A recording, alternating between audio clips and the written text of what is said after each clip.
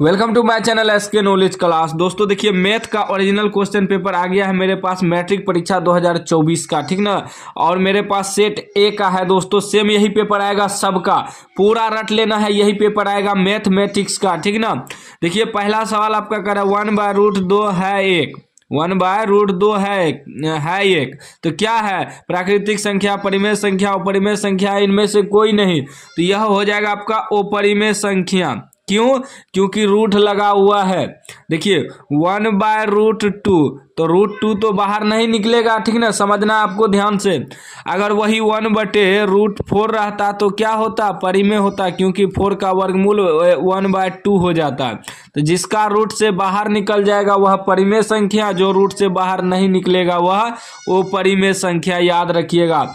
मान लीजिए दोस्तों आपको दे देगा 1/√9, तब क्या होगा? ये परिमेय हो जाएगा। क्या हो जाएगा? परिमेय, क्योंकि 9 का वर्गमूल 3 निकल जाएगा, रूट से बाहर निकलेगा तो परिमेय। सिर्फ याद रखना है, जिसका वर्गमूल नहीं निकलेगा यानी कि रूट से बाहर नहीं होगा वह अपरिमेय है, जो रूट से बाहर हो जाएगा परिमेय है। चलिए उसके बाद अगला सवाल आपका रहेगा, यदि अल्फा और बीटा द्विघात बहुपद px बराबर x² + 2x + 3 के शून्यक हो तो अल्फा इंटू बीटा का मान निकाले। देखिए दोस्तों, अल्फा इंटू बीटा का मान का निकालने, इसका सूत्र होता है c/a, ठीक ना, c/a। तो यह आपका यहाँ जो है x² का गुणांक a होता है, x का गुणांक b होता है, लास्ट में अचर पद c होता है। तो अब देखिए c के जगह क्या है? 3 है बटे ए के जगह यहाँ x² के बोले कुछ नहीं है तो 1 है, तो 3/1 यानी कि 3 कहाँ पे है? ऑप्शन ए में है, ए आपका राइट आंसर हो जाएगा। बिल्कुल यही पेपर आएगा आपके एग्जाम में, पूरा रट जाना है, ओरिजिनल क्वेश्चन पेपर है दोस्तों, ठीक ना। अगला प्रश्न देखिए, अगला प्रश्न करें, यदि दो संख्याओं का गुणनफल 15,870 है एवं उनका मोसो 23 है तो लोसो ज्ञात करें। तो लोसो के लिए क्या करना होगा? ये जो दिया है गुणनफल, इसमें इससे भाग दे देना है, आंसर निकल जाएगा आपका। जैसे कि 15,870 है, इसमें 23 से आपको कटा देना है, ठीक ना, 23 से भाग देंगे, जो भी आएगा आंसर हो जाएगा दोस्तों। 23 से भाग देने के बाद आपका आंसर जो है ए आ जाएगा 690, ठीक ना। याद रखिए, अगर आपको दो संख्या का गुणनफल दिया रहे और मोसो भी दिया रहे, लोसो निकालना हो तो भाग दे देना है। अगर इसी सवाल में दो संख्या का गुणनफल आपको दिया रहे और लोसो दिया रहे, तब कह दे मोसो निकालने, तो फिर भी आपको भाग ही देना है, ठीक ना। चलिए अगला प्रश्न आपका कह रहे हैं कि यदि a बराबर 2/2 गुना 3/3 गुना 5/4 और b बराबर 2/3 गुना 3/2 गुना 5, तब मोसो निकालना है, ठीक ना। मोसो का मतलब होता है जो दोनों में मिले वही मोसो होता है। तो इसमें देखिए दोस्तों, ये क्या दिया है? a बराबर हमें 2/2, इसे 2 बार लिख सकते हैं, 3/3 है तो इसे 3 बार लिख सकते हैं, और 5/4 है तो 5 को हम लोग 4 बार लिखेंगे। उसके बाद b बराबर क्या दिया है? b बराबर 2/3 यानी कि 2 3 बार लिखेंगे, 3/2 3 2 बार लिखेंगे, 5 1 बार होगा। मोसो का मतलब होता है जो दोनों में मिले, 2 मिल रहा है, उसके बाद देखिए 3 मिल रहा है, फिर ये 3 मिल रहा है, फिर ये 5 मिला, तो क्या मिला? 1 2 2 गो 2 मिला, उसके बाद 2 गो 3 मिला, उसके बाद 1 गो 5 मिला। गुना कर दीजिए इस सब को, गुना कर दीजिए इसको, लाइट चले गया है, गुना कर दीजिए तो गुना करने पर हो जाएगा 2 दूनी 4, 4 तिया 12, 12 पंचे 60, 60 गुना 3 छोत्री का 18, 180। ऑप्शन कहाँ है? बी में है। 100% यही पेपर आएगा, पूरा रट लेना है आपको। चलिए अगले प्रश्न की ओर बढ़ते हैं। अगला प्रश्न करें, निम्नलिखित में से कौन बहुपद नहीं है? बहुपद नहीं है तो बहुपद नहीं कौन होगा? सी हो जाएगा, सी जो है बहुपद नहीं है। क्यों नहीं है? देखिए बहुपद पहचानने का ट्रिक समझिए, ट्रिक मैं बता रहा हूँ, ट्रिक बहुपद पहचानने का ट्रिक। देखिए ए से लेकर जेड तक कोई भी रूट में नहीं होना चाहिए, जैसे कि आपका समीकरण भी हम बता देंगे। फिर ए से लेकर जेड पर पावर माइनस में कुछ भी नहीं होना चाहिए।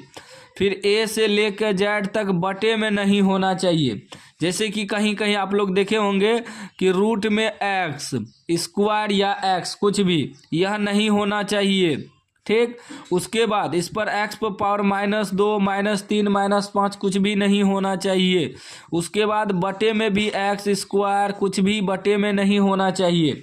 तो देखिए यहाँ बटे में है ना x-1, यह बहुपद नहीं है।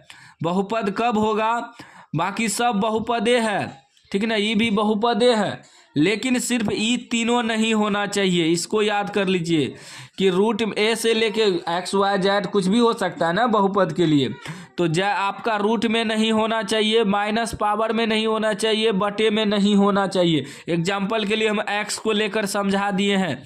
यह तीनों अगर कहीं भी दिखे तो यह बहुपद नहीं है, ठीक। यह बहुपद नहीं है, ना ही रूट में होना चाहिए, ना ही माइनस पावर कुछ भी होना चाहिए, ना ही बटे में होना चाहिए, ठीक ना। अगर एक्स वाई जेड आपका बटे में दिखे तो समझ लीजिए यह बहुपद नहीं है। मैंने ट्रिक आपको बता दिया।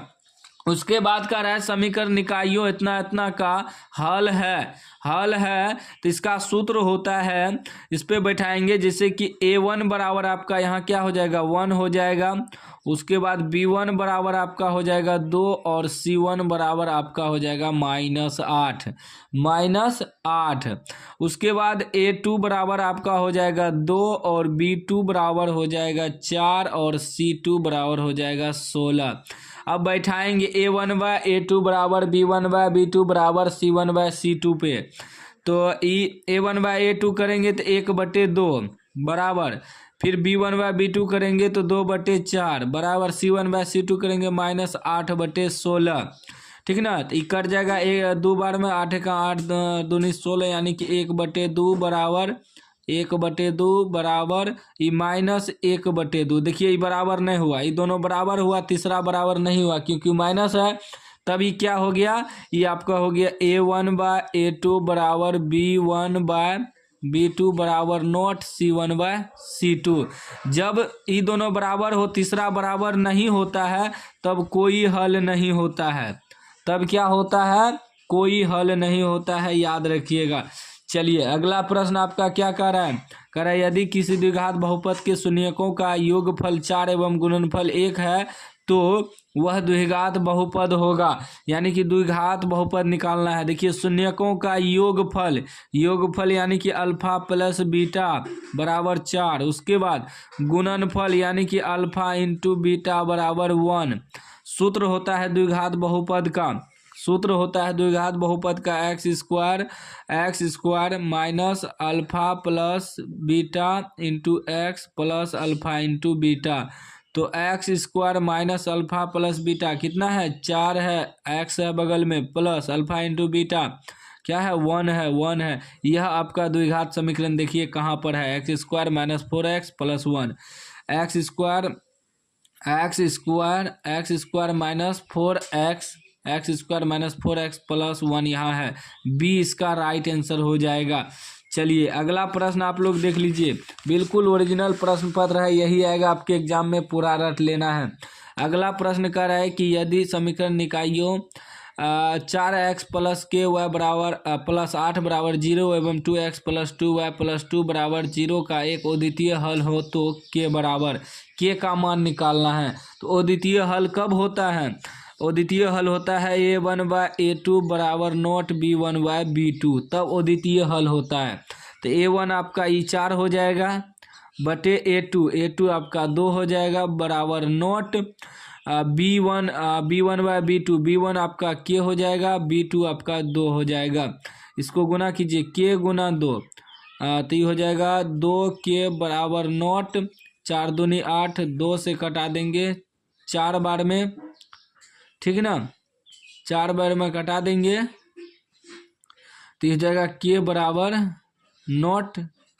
नॉट 4, जो कि ऑप्शन बी में है, k बराबर नॉट 4 बी में है। चलिए अगला प्रश्न आपका कह रहा है निम्नलिखित में कौन द्विघात समीकरण है। द्विघात समीकरण कौन होगा, द्विघात समीकरण कौन होगा? द्विघात समीकरण आपका जो है इसमें हल करके देखना होगा। ये तो नहीं होगा क्योंकि रूट में अभी तुरंत बताए थे।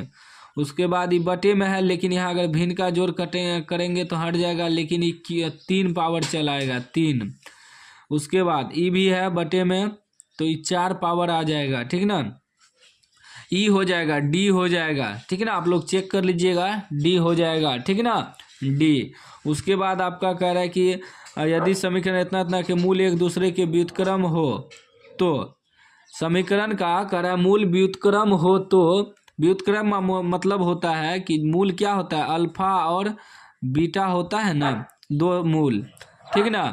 तो इसमें कह रहा है कि अल्फा बीटा की जगह यहाँ ए बी है, तो यानी कि ए बी, तो एक दूसरे के व्युत्क्रम यानी कि उल्टा, यानी कि अगर ए बराबर लिखेंगे तो 1/b, ठीक ना। तो इससे आके गुना हो जाएगा, तो ए गुना ए, इसको गुना करेंगे एक दूसरे के व्युत्क्रम मूल 1 2, हाँ ठीक है। तो ये हो जाएगा ए गुना बी बराबर 1, ए गुना बी बराबर 1 नहीं है, यानी कि डी हो जाएगा, ठीक ना। क्या हो जाएगा? डी हो जाएगा, ए गुना बी बराबर 1। अल्फा इंटू बीटा का सूत्र होता है C/A, C/A। सी देखिए अल्फा इंटू बीटा का सूत्र पे बैठ रहा है, ठीक ना।